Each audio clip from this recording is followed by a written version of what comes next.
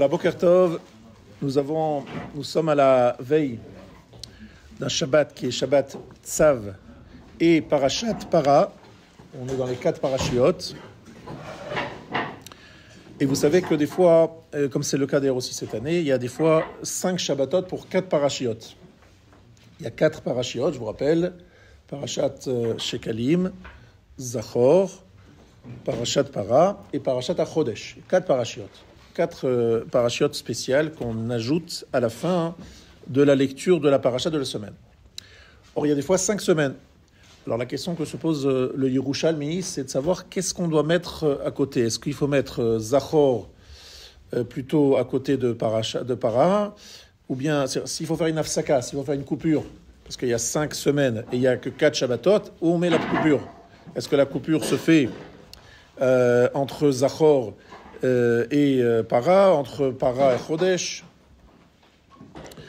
La maskana, c'est que l'afsaka se fait entre Zachor et Para. Et il y en a qui disent non, surtout pas, il faut que Zachor et Para soient l'un à côté de l'autre. Mais vous comprenez qu'il y a un problème, un vrai problème, une question très, très, très importante que peu de gens posent, mais qu'il faut absolument se poser. Pourquoi on lit Parashat Para? On lit Parashat Para parce que la Para Adouma, c'est le moyen de se purifier de l'impureté de la mort. Quelqu'un qui était en contact avec un mort, il doit se purifier obligatoirement par ce qu'on appelle l'eau lustrale en français, mechatat, c'est-à-dire l'eau mélangée avec la cendre de la vache rousse. C'est le seul moyen de faire sauter, de se débarrasser de l'impureté de la mort. En clair, nous sommes toujours impurs. On peut se tromper dans le mikvé de très nombreuses fois, on restera toujours impur. Parce qu'on n'a pas cette eau mélangée avec la cendre de la vache rousse pour nous purifier de l'impureté liée à la mort. Donc là, on est absolument sans solution tant que le Beth Amikdash n'est pas reconstruit. Mais pourquoi est-ce qu'on en parle maintenant? Parce qu'on va arriver à Pessah, qu'à Pessah, on doit tous aller au Beth Amikdash, tous apporter un korban Pessah. Donc on a l'obligation de se purifier. Donc on dit Parashat Para pour rappeler comment se purifier pour pouvoir accéder au sanctuaire et au sacrifice. Le problème, c'est quoi? C'est que la logique, c'est quoi? C'est comment ça s'est passé? La logique serait de dire quoi? D'abord, Parashat Chodesh, qui nous parle de Rosh Chodesh Nissan. C'est Rosh Chodesh Nissan qu'on a inauguré le Mishkan. Et quand est-ce qu'on a fait la première Paradouma? Quand est-ce qu'elle a eu lieu? Le 2 Nissan. Le 2 Nissan a eu lieu, la première Paradouma, faite par Moshe et Aaron. Ça s'est passé le 2 Nissan. Donc si on regarde l'ordre chronologique, d'abord Parashat Chodesh, et ensuite Parashat Para. Non, ce n'est pas là l'ordre que nous avons retenu. Nous retenons d'abord Parashat Para, ensuite Parashat Chodesh qui annonce Rosh Chodesh Nissan. Ce n'est pas vrai dans l'ordre chronologique des événements. Donc ce n'est pas évident. Et ensuite, on voit qu'il y a une chita qui dit, mais vous savez, non, mais c'est important de lier Zachor et Para. Donc même si on fait des fois une coupure d'une semaine, mais on voit qu'il y a une volonté de faire en sorte que Zachor et Para soient liés, soient l'un après l'autre. Et en fait, Para après Zachor toujours. Jamais Para avant Zachor, Zachor, puis après Para. Je vous rappelle que Zachor, c'est Mechiyat Amalek, l'effacement d'Amalek. Et nous parlons de la purification de la vache rousse. Est-ce qu'il y a un lien entre les deux? A priori, c'est clair que oui. Parce que sinon, on aurait fait Parashat Para après Parashat Chodesh. Mais on veut absolument le mettre juste après Parashat Zachor, ou si ce n'est pas juste après, en tout cas, ne pas mettre Parashat Chodesh entre Para et Zachor. Ça qui est très étonnant. Quel lien y a-t-il entre les deux? Il y en a même qui disent non, il faut absolument que le Shabbat qui suit, ça soit Shabbat Para, après Zachor. Quel est le lien entre l'effacement d'Amalek, la mitzvah de se débarrasser d'Amalek, et le fait qu'il y a la mitzvah de Parashat Para? C'est a priori pas du tout le même sujet. On est dans un autre domaine totalement. Ça, c'est la question que je voudrais poser aujourd'hui. Enfin, c'est pas moi, le Rav Shapira pose aujourd'hui. Et c'est renforcé par un Midrash Tanchuma. Amar HaKadosh Baruch Hu l'Israël, otan shete zechirot shekatavti lachem batorah, hevu zehirin bahen. Écoutez bien ce Midrash Tanchuma. HaKadosh Baruch Hu dit à Israël, ces deux zechirot, les deux zechirot, zechirot ça veut dire quoi? Se souvenir. deux obligations de souvenir. Il écrit deux fois le mot Zecher. que je vous ai écrit dans la Torah, soyez vigilants. Donc, Timche et Zecher Amalek, numéro 1. Zachor et Asher Asa Lecha Amalek, numéro 2. Donc, deux Zechirot, deux fois le mot Zachor, à propos d'Amalek. Mishle Efer, Meshule Efer, Im Zachitem Atem, Banav Shel Avraham, Shimshi Latzmo Kefer. Si vous avez le mérite, eh bien, vous aurez, vous mériterez d'être les descendants d'Avraham, qui s'est comparé à la cendre, chez les Mar Vanochi, Afar va Efer. Je suis cendre terre, poussière et cendre. C'est ce que dit Avraham Avinu. Je suis poussière et cendre. Mais pourquoi est-ce que le Midrash Tanchuma fait un lien entre Zechira d'Amalek et Efer Para? Parce qu'il y a un pasouk dans Iyov. Zichronechem, vos souvenirs, donc Zikaron au pluriel, Mishle Efer. Mishle Efer, ça veut dire qu'on doit faire un lien entre Zichronechem et Mishle Efer. C'est-à-dire ce qui est lié à la cendre. En clair, le Midrash Tanchuma, basé sur un pasouk dans Iyov, confirme ce que nous savions déjà par le Yerushalmi, c'est qu'il faut faire un lien entre le Zecher de Mechiat Amalek, se rappeler ce qu'a fait Amalek et son effacement, et le fait de rappeler les sangs de la vache rousse. Et on rappelle également, deuxième enseignement très important, Anochi Afar va Efer. Je suis poussière et cendre. Qui dit ça? Anochi Afar va Efer. C'est Avraham. Avraham, il dit Anochi Afar va Efer. C'est une phrase très importante dans notre shiur. Je suis Anochi Afar va Efer. Je suis cendre, mais d'abord c'est Afar, c'est la poussière. Donc, ici, il y a une volonté de relier le souvenir d'Amalek et les cendres de la vache rousse. Et là, vraiment, on est dans une expectative absolue. On ne comprend pas du tout le lien qu'il y a entre les deux et la juxtaposition au niveau des parachiotes et le fait que le passouk dans Iyov, en plus, sur lequel insiste le Midrash Tanchuma, nous dit Zichronechem Mishle Efer. C'est dans Iyov, chapitre 13, verset 12. Clairement, Iyov fait un lien entre Zichronechem, ce qui nous exige notre souvenir, c'est-à-dire détruire Amalek, et Mishle Efer, le lien avec la cendre. C'est exactement ce que nous allons essayer d'expliquer maintenant. Rappelons-nous juste la Gemara dans Sota. Darish Rava, Bischar she'amar Avraham Avinu va'anochi afar va'efer, zachu banav lishte mitzvot, efer para ve'afar sota. Par le mérite de ce que Avraham a dit, il a dit « Je suis cendre et je suis poussière ». Par le mérite de cette phrase-là, les descendants d'Avraham auront le mérite d'avoir deux mitzvot. La poussière de la sota et la cendre de la vache rousse. Donc, a priori, on ne comprend rien. Quel est le lien entre le fait d'avoir dit « Anochi Afar va'efer » qui est un signe de l'humilité d'Avraham, et le fait de l'avoir offert à ses descendants, la poussière de la sota. Pourquoi c'est la poussière de la sota? Parce que dans l'eau de la sota qu'elle devait boire, la fameuse potion magique qu'elle buvait la sota, il devait y avoir la terre prise du sol du Beth Amikdash, associée à une eau évidemment spéciale, avec mélangé dans cette eau un parchemin dans lequel il y avait le nom d'Hachem, entre autres, qui était effacé. Donc véritablement, un lien fait entre le breuvage de la femme sota, le breuvage à partir duquel on prenait, en fait, c'est pas un breuvage, on ne le buvait pas, c'était l'aspersion des cendres de la vache rousse mélangées avec de l'eau aussi, pour purifier celui qui est impur. Et Avraham qui dit Anochi Afar va Efer. Mara dans Sota, page 17. Donc il y a ici quelque chose que nous ne comprenons pas et que nous allons essayer de dénouer, d'expliquer grâce au shiur de Rav Moshe Shapira, Zecher Tzadik Livracha. On a ici d'abord, le Rav commence à réfléchir sur la notion de Tum'a et Tahara. Qu'est-ce que ça veut dire le mot Tamé et qu'est-ce que ça veut dire le mot Tahor? Donc il aime toujours analyser les mots et en particulier les premières lettres du mot. Donc Tamé, vous prenez le tête et vous prenez le même. C'est quoi la notion de Tum'a et c'est quoi la notion de Tahara? Alors commençons par la notion de Tahara, de pureté. Alors, nos Chachamim utilisent le mot tahor en traduction Tsahoraim, Tahiru, Tsahoraim, Tsohar Taaselatava, c'est-à-dire éclaircir. Quelque chose qui est clair, Barour, Bahir. Ça veut dire que le mot Tahor, nous avons l'habitude de traduire pureté. Vous regarderez la Gemara, rien que dans le début de Brachot, vous verrez que le mot Tahor est utilisé pour parler de pureté, de quelque chose de clair, de barour, quelque chose qui est clair. Alors que Tamé, c'est le même mot que le mot Tumtum, qui veut dire un être qui a sa partie génitale fermée, on ne sait pas si c'est un homme ou une femme. Tamoun, ça veut dire quelque chose qui est enfoui.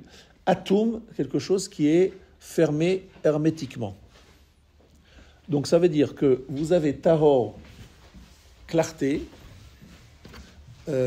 éclairant, quelque chose de très de plein de lumière, d'éclairage, et Tamé qui veut dire fermé hermétiquement. Tum. Taharo shel Mizbeach, c'est l'expression de la Gemara, la partie dévoilée du Mizbeach. Alors maintenant que vous avez bien compris cette notion de Tamé et de Tahor, on a compris que ça fait référence à certaines choses que nous venons de définir. Nous allons maintenant parler d'un autre Midrash Chazal qui est basé sur un passouk dans Devarim, page 30, chapitre 32, Ani Amit ve'achaye, Machatzti va'ani erpa. Verset dans le chapitre 32 de Devarim. Ani Amit, je vais tuer, je vais faire mourir. Ve'achaye, et je vais faire vivre. Machatzti, alors qu'est-ce que ça veut dire Machatzti? Ça veut dire je vais écraser. Ve'ani erpa, et je guérirai. Donc, je tue, je fais vivre, j'écrase et je guéris. Jusque-là, c'est facile. Mais le mot machatzti est le même mot que le mot mechitza. Et mechitza, c'est quoi? C'est une séparation. Ça veut dire quoi? J'ai fait une mechitza, une séparation entre Elionim et Tartonim, en le monde d'en haut et le monde d'en bas. Parce que le monde d'en haut, les Elionim, ils vivent éternellement. Les Tartonim, ceux qui sont en bas, ils sont mortels. Donc j'ai fait une séparation, machatz, une sorte de force, de coup très fort que j'ai porté au monde d'en bas, dans lequel j'ai installé la notion de la mort. En haut, c'est la vie, et ici en bas, il y a la mort. Mais pour pouvoir retrouver la vie, il faut se relier au monde d'en haut. Le monde d'en haut est le monde de la vie, le monde d'en bas et le monde dans lequel il y a des gens mortels. Imecha mekor chaim, dit le verset dans Télim, chapitre 36. Chez toi est la source de la vie. Donc, comment est-ce qu'on arrive à retrouver cette source de vie? Eh bien, nous trouvons cela à travers la notion de, justement, Efer Para, comme nous allons l'expliquer. Zot Rukat HaTorah. Vous avez bien compris que Zot Rukat HaTorah, c'est la volonté de se relever après la mort, de trouver une solution à la mort. La mort, elle nous rend impurs, et moi, il faut que je trouve une solution pour que je purifie ce monsieur qui était en contact avec la mort. D'accord? C'est ça la notion de Parashat Paradouma. On a la mort en face de nous, il faut qu'on arrive à régler ce problème, à redonner de quelque chose de tahor, de retrouver la pureté. Et pour cela, eh bien, j'ai trouvé un système, j'ai Avraham qui lui dit « Anochi afar va'efer ». Alors écoutez bien, l'explication du Rav, elle est très très éclairante et très lumineuse et très importante dans la compréhension de ce que nous vivons au quotidien aujourd'hui. Nous avons d'un côté Amalek et Sav, de l'autre côté vous avez Avraham et ses descendants. D'un côté vous avez Avraham qui dit Anochi afar va'efer, comme on vient de le dire. De l'autre côté vous avez un Esav qui s'appelle Esav. Pourquoi il s'appelle Esav? Parce qu'il est assouï, il est déjà fait. Il est fait. Ça veut dire que lorsqu'il est né, il était un garçon, un petit enfant très très bizarre, un peu bizarre, très très bizarre, parce qu'il avait des poils, il avait déjà des ongles, il était complètement terminé, enfin les ongles, tous les enfants, mais il avait des signes d'un homme déjà mûr, alors qu'en fait c'était un gosse. Un gosse, c'était un nourrisson. Donc on l'appelait Assoui, celui qui est déjà fait. Donc est-ce que c'est une définition ou c'est juste pour marquer quelque chose de bizarre qu'on a rencontré, qu'on a vu au moment de sa naissance? Évidemment que ça définit l'homme. Il y a Esav qui est Assouï face à Avraham qui est Afar et Efer. Quelle est la force d'Avraham? C'est d'être Afar et Efer. Je vais expliquer ce que ça veut dire et vous en doutez un petit peu. Qu'est-ce que c'est Afar? Afar, c'est la terre. Et la terre, c'est tout ce qui est Bekoach. On a longuement expliqué dans le cours d'Aléchour quelque chose de très important qu'il faut bien écouter et bien intégrer Bezrat Hashem ce matin. L'homme est appelé Adam. D'ailleurs, dans la paracha de Chukat, on rappelle Adam qui yamout be'oel. Qu'est-ce que c'est Adam? Min ha'adama. Ça vient de la terre. Le mot Adam, il veut dire Adamé, je vais ressembler à Kadosh Baruch. Alors, explique le Maharal de Prague, pourquoi est-ce que l'homme est appelé Adam? Parce qu'on veut rappeler à l'homme une constante, quelque chose qui est très important à nous rappeler à nous tous, chers amis, c'est qu'on est des Adam, c'est-à-dire quoi? De la même façon que dans un morceau de terre, on est capable de transformer une graine en une plante, en un arbre, en quelque chose de magnifique, c'est-à-dire que nous sommes potentiellement, nous sommes comme un morceau de terre dans lequel il faut mettre des graines pour que quelque chose pousse. Nous sommes Bekor. C'est que nous avons énormément de potentialité. Chacun d'entre nous, peu importe fils d'eux ou pas fils d'eux, peu importe s'il a des kishronotes, s'il est très très intelligent ou il est un homme qui a une intelligence faible, peu importe qui il est, Bekor, il a une potentialité qui est énorme. Et le rôle d'un homme sur terre, on le sait, on l'a répété 20 fois, millions de fois, comme le rappelle le Ramban dans la Akedat Yitzhak. Akadosh Baruch Hu a dit à Abraham, s'il te plaît, prends ton fils et apporte-le en sacrifice. Question, Dieu sait-il ou pas si Abraham est capable de surmonter cette épreuve?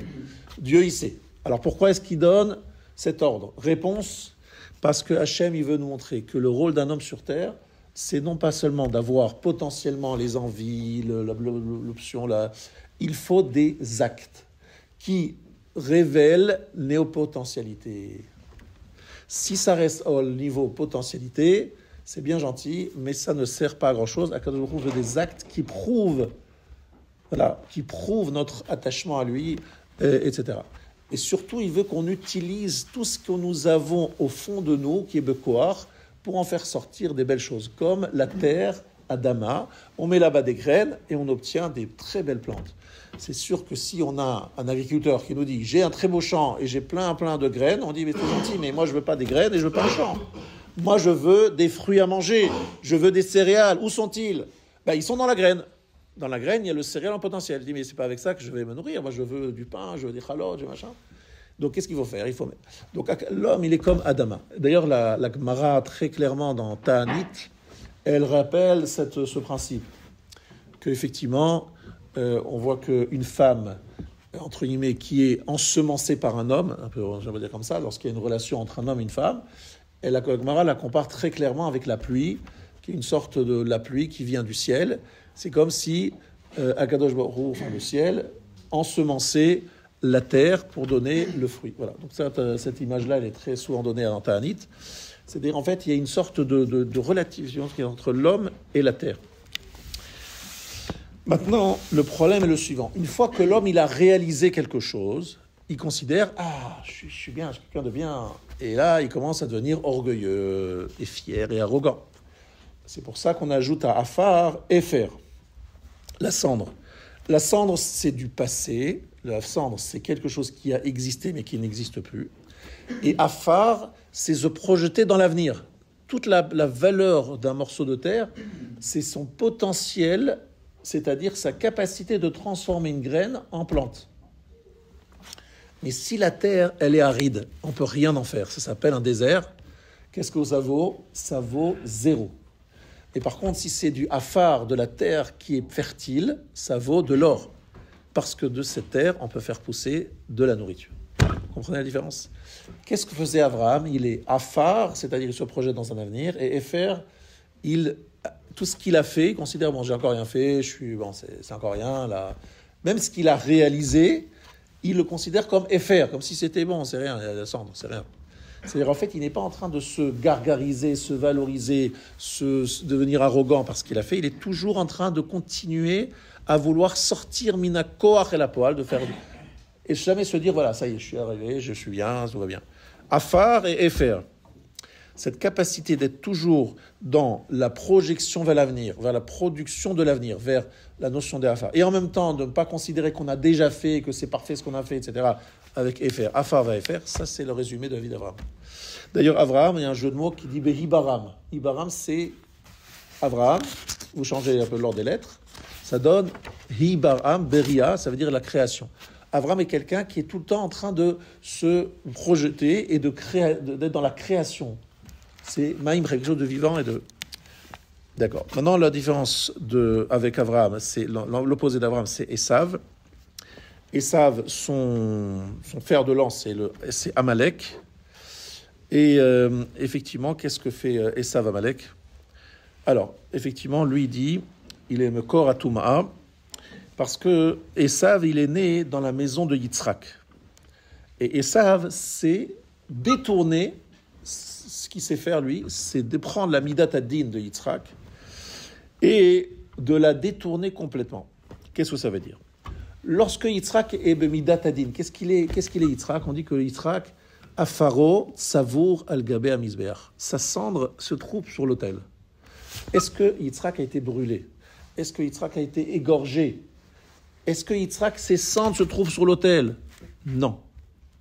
Mais comme il était prêt à donner sa vie, il était prêt à tout offrir à Hachem, même s'il ne l'a pas fait, on considère que cette prédisposition à offrir son corps, sa vie, tout ce que vous voulez à Hachem, parce qu'il avait la notion de Midat Adin. Midat Adin, ça veut dire quoi? Ça veut dire, mais jamais je fais assez, mais non, je ne suis pas assez, donc il faut que je me donne à Hachem. La notion de Korban, c'est Yitzhak. Tous les Korbanot viennent de Yitzhak. C'est quoi? C'est d'offrir à Hachem. Et voilà, Hachem, cette notion de Bitul Hayesh, comme l'explique le Rav Dessler, c'est-à-dire l'annihilation de soi, en ressentant que tout ce qu'on peut faire ne va jamais être à la hauteur de tout ce qu'Hachem nous fait.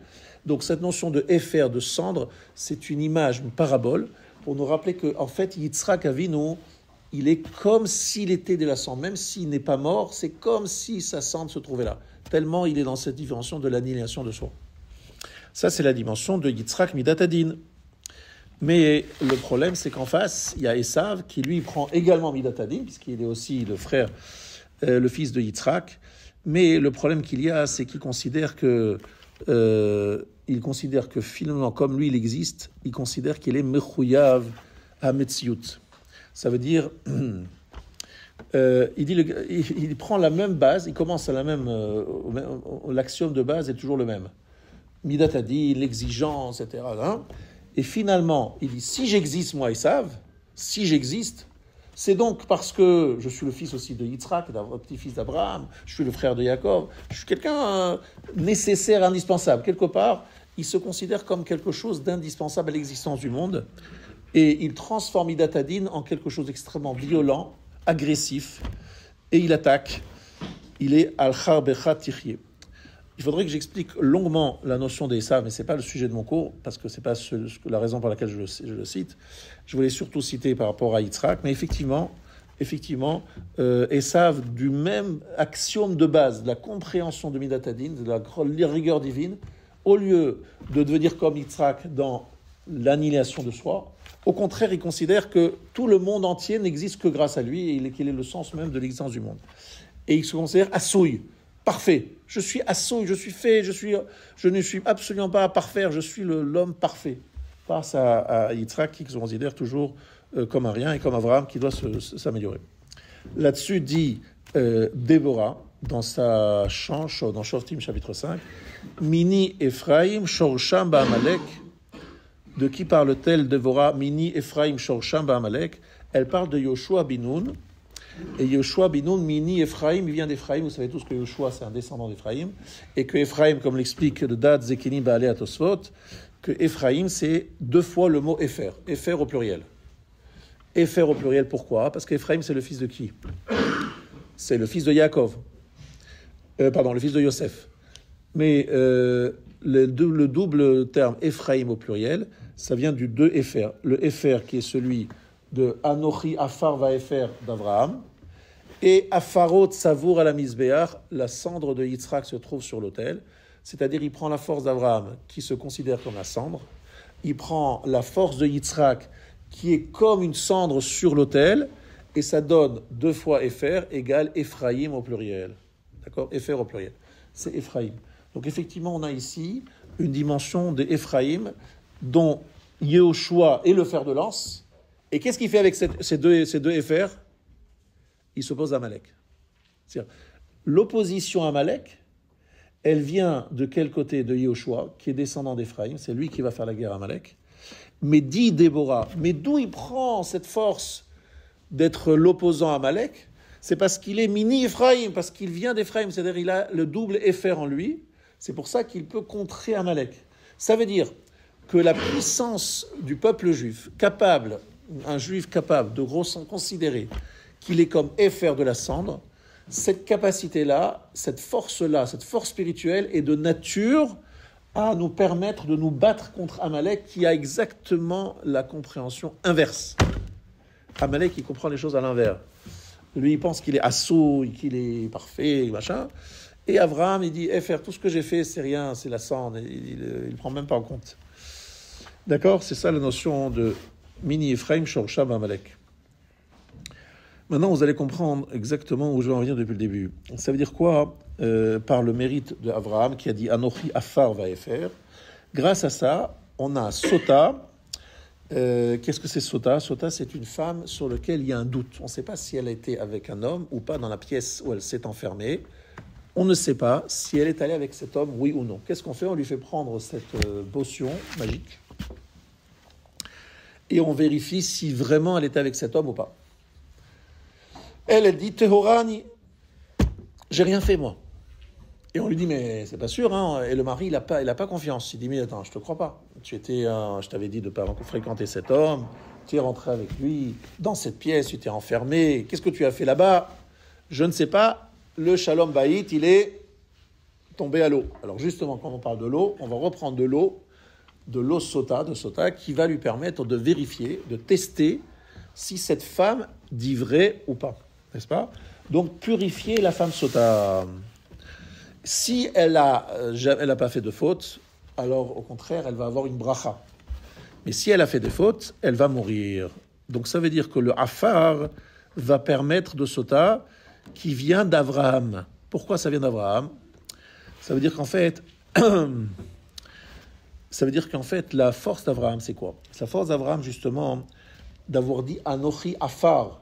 Moi, je suis quelqu'un qui m'inscrit dans la construction. Je suis Afar, c'est comme la terre. Je prends une graine, je transforme ça en une plante. Est-ce que toi, tu es ma digne descendante, la femme Sota? On prend la terre qui se trouve dans le Mishkan, Beth Amikdash, et on le met dans l'eau et on asperge. Et on veut voir est-ce que cette femme Sota, elle reste en vie ou elle meurt. Qu'est-ce qui s'est passé? On est en train d'utiliser la force d'Abraham, Abraham est celui qui représente le plus le Afar dans le sens positif, celui qui est en train de sortir Minakor et la poêle. On demande à cette femme, est-ce que tu as fait quelque chose qui est le contraire de cela?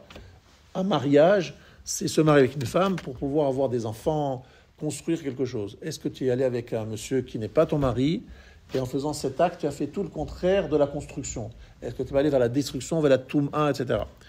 Et c'est cette eau-là qui va permettre de vérifier ça parce que tu es descendant d'Abraham qui a dit le mot Afar. Abraham, c'est cette dimension-là, cette capacité de vouloir toujours pouvoir utiliser toutes nos forces pour créer quelque chose. Donc une femme, sa force, c'est quoi? C'est de créer des enfants et de donner de la confiance à son mari et de l'accompagner.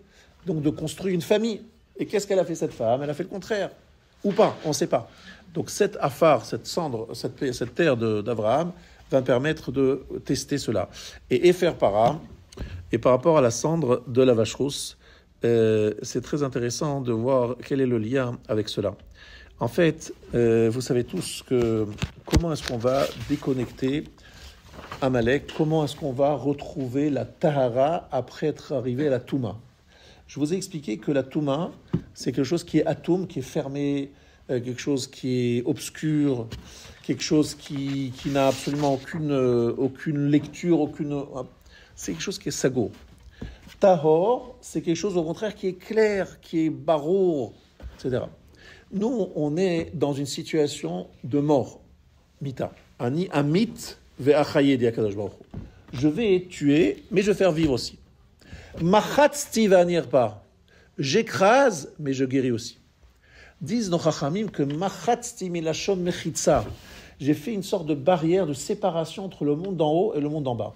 Le monde d'en haut est un monde de vie, de lumière, de luminosité. Le monde d'en bas est un monde mortel. Comment est-ce que je vais faire pour retrouver ce lien entre le monde d'en haut et le monde d'en bas? Grâce à justement cette capacité de prendre la cendre de la vache rousse, qui correspond à quoi cette cendre de la vache rousse? Le sang de la vache rousse, c'est la capacité de déconnecter l'origine de la mort et de la destruction du monde. C'est justement Esav qui dit « je suis Assouï ». Esav qui dit « Ani Assouï ». Esav qui n'est pas dans une construction. Esav qui est dans une situation où j'ai fait, je suis fier de ce que je suis, j'ai terminé. Quelque part, il se glorifie de tout cela. Alors qu'Abraham, Éfer, tout ce qu'il a fait, il dit « c'est la cendre, c'est rien du tout ». Dans sa tête, il considère que c'est encore rien et qu'il doit encore sortir et encore faire et encore produire. Il est toujours dans cette dynamique. Eh bien, la différence entre Abraham et Esav, c'est ce qui fait justement, oui ou non, sauter la mechitza, la séparation qui est entre le monde d'en haut et le monde d'en bas. C'est quoi la séparation qui est entre le monde d'en haut et le monde d'en bas? C'est quoi cette mechitza? Cette mechitza, c'est ce qui correspond à la mort. C'est quoi la mort? La mort, c'est finalement ce que fait Esav. Il dit, moi je veux m'organiser jusqu'à la mort. Ani olech lamut. Je veux avoir une vie confortable jusqu'à la mort. Donc qu'est-ce qu'on discute dans ce monde aujourd'hui? Comment vivre confortablement jusqu'au dernier moment de notre vie?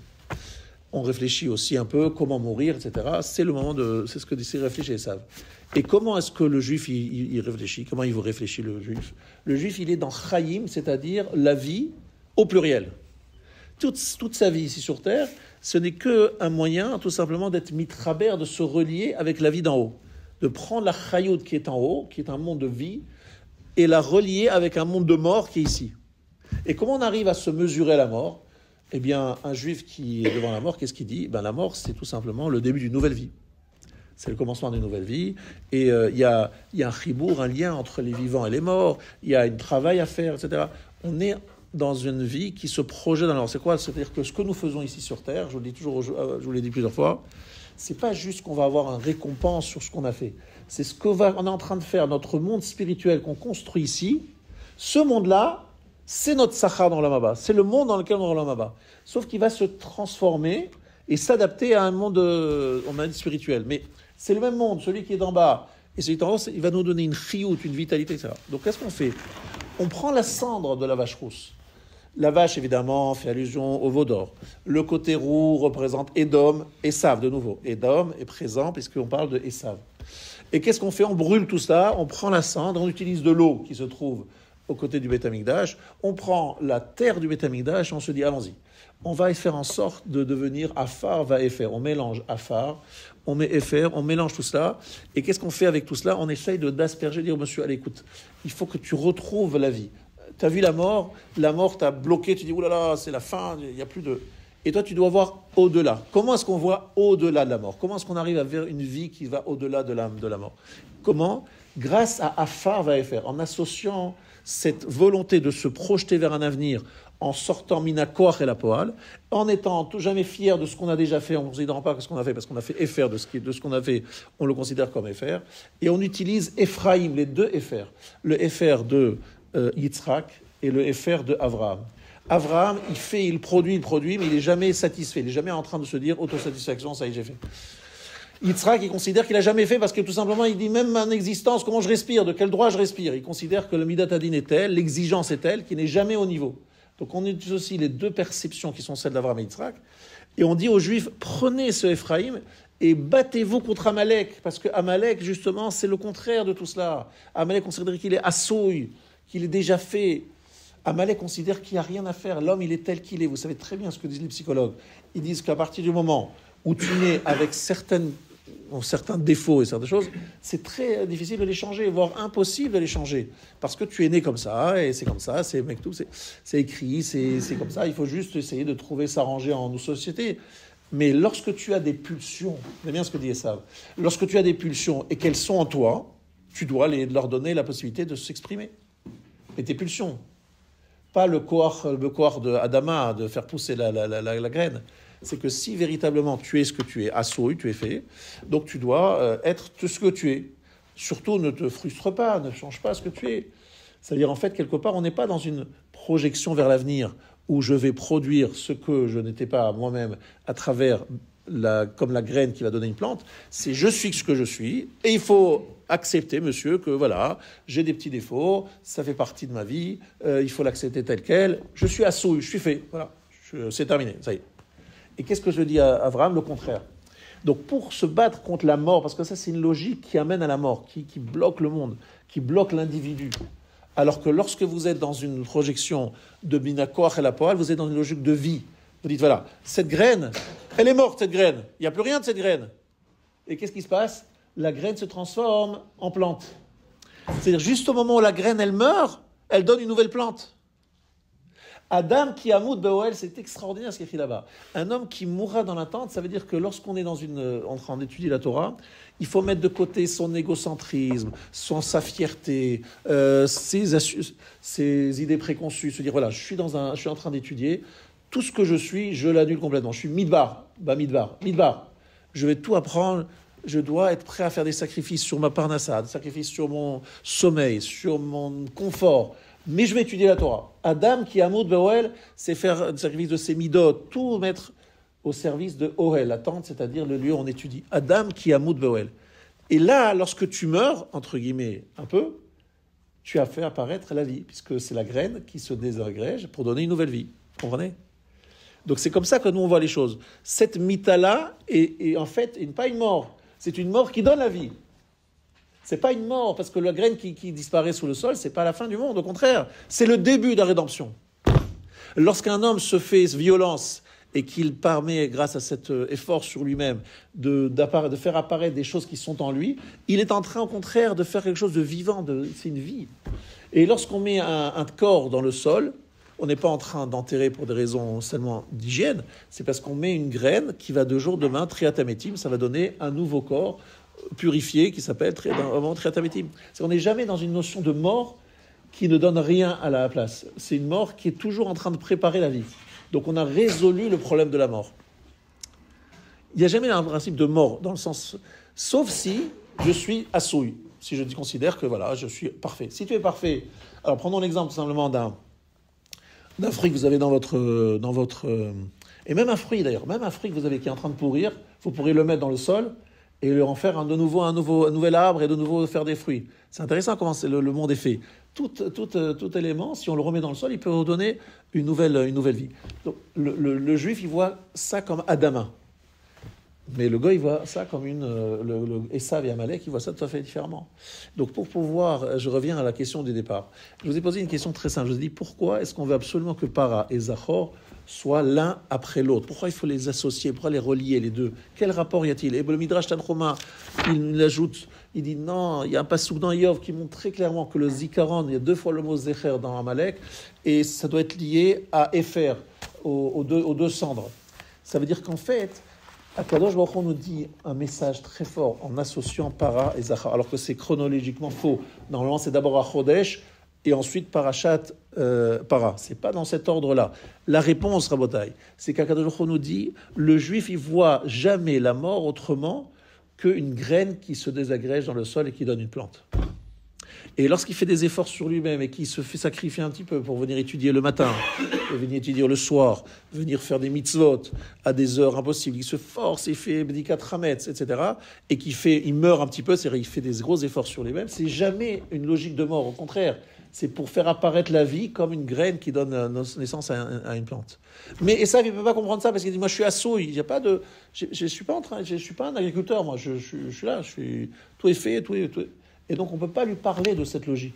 Mais si vous voulez résoudre le problème de la mort, il faut que toute mort soit associée à la désintégration d'une graine, qui est en fait jamais une mort, parce qu'elle est le début d'une vie.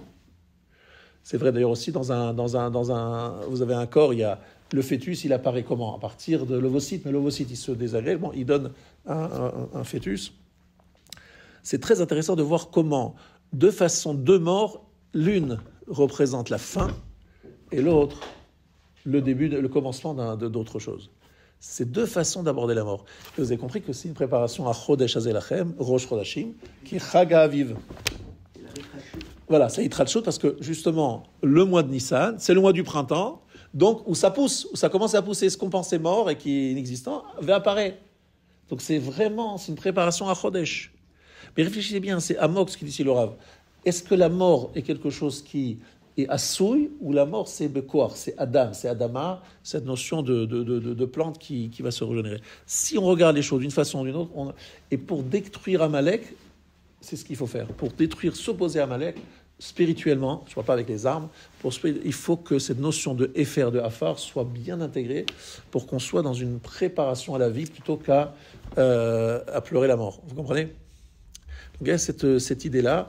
Moi, je pense qu'elle était importante de rappeler. N'oublions pas qu'il y a deux Éfers. Il y a le Éfer d'Abraham et le Éfer de Yitzhak. Je vais vous traduire ça dans des mots plus faciles, plus simples pour que vous compreniez bien. C'est quoi le Éfer d'Abraham ? Abraham, c'est quelqu'un qui est dans une action perpétuelle. Il est toujours en train d'agir et de parler à tout le monde et d'essayer de ramener le monothéisme partout, etc. C'est un homme de grande action. Il est toujours en train d'agir. Et même lorsqu'il est malade, il a le Brit Mila, il est là en train d'agir. Donc il est dans l'action. Donc lorsqu'on fait une action, on a toujours le sentiment, j'ai fait, je suis quelqu'un, j'ai réalisé, je suis machin. C'est vrai que c'est le danger de toute personne qui réalise des choses, c'est d'être orgueilleux. Non, j'ai rien fait. Moi, j'ai encore rien fait. Et faire, c'est zéro. Je suis encore dans la phare. Je suis encore dans la prédiction du futur. Yitzhak Avinu, il fait beaucoup moins. Yitzhak, il est beaucoup moins dans l'action. Mais pourquoi ? Parce qu'il se dit, j'ai peur d'Hachem, je dis, qui suis-je, comment je peux vivre, etc. Et le korban par excellence. Yitzhak, c'est le korban par excellence. Mais les deux ensemble, les deux effets, les deux compréhensions, permettent à l'homme de faire naître une nouvelle dimension, et qui est celle de la dimension de la graine qui donne un fruit, de Efer Para, et de déconnecter la puissance d'Amalek qui nous fait tout simplement douter de notre capacité à donner à des moments morts la vie. Et je termine là-dessus. La teshuva est une notion de mémit ou mechaye. Lorsque je pense à la deuxième bénédiction de l'Amida, mémit ou mechaye, il y a la résurrection des morts, c'est vrai. Mais une teshuva, c'est quoi ? C'est de dire, t'as fait une erreur, tu t'es trompé, t'as fait une avéra. Très bien, viens ici. Ah bon ? Tu m'as pas rejeté, tu le raves, tu me rejettes pas, je te dis que j'ai fait une avéra. Donc je dis voilà. Si cette avéra te donne l'occasion de comprendre combien tu as fait une faute et combien tu t'es éloigné, et te donne envie de te rapprocher, cette faute va te donner une force de rapprochement d'Hachem que tu n'aurais pas eu si tu n'avais pas fait l'Avera. Donc, cette Avera va se transformer en srout, en mérite. Donc, on va transformer un moment mort, un acte mort, en un acte plein de vie. Parce que cet acte mort va faire apparaître une dimension de vie que je n'aurais jamais vue si je n'avais pas fait cette Averot. Ce qu'on dit, les Baalei Tchouva, Omdim, ils sont dans un lieu où même les Tzadikim Gourim, cette expérience de l'échec n'est pas simplement relève-toi. Non, transforme cet échec en une chance. Parce que grâce à cet échec, tu as développé des forces de se rapprocher, tu as compris des choses, voilà. Comme d'ailleurs dans un couple, on voit des fois, lorsqu'on s'éloigne de l'un de l'autre, parce qu'il y a une petite tension, eh bien, lorsqu'on revient, ça peut être des fois plus fort que lorsque les choses se font sans anicroche. Lorsqu'il y a des fois des moments de... C'est pour revenir encore plus. Mais mitom chaye, rappelez-vous de ça. Des fois, la mort est l'occasion d'une tria plus forte qu'avant. La disparition de la graine et l'apparition d'une plante beaucoup plus belle que la graine qui était là avant. La graine, c'est rien du tout, et la plante, c'est magnifique. Vous voyez ce que je veux dire ? Ça, c'est le préparation à Chodesh Hazelachem, mais c'est la seule façon de déconnecter la puissance de Amalek qui voit les choses totalement autrement. Shabbat Shalom.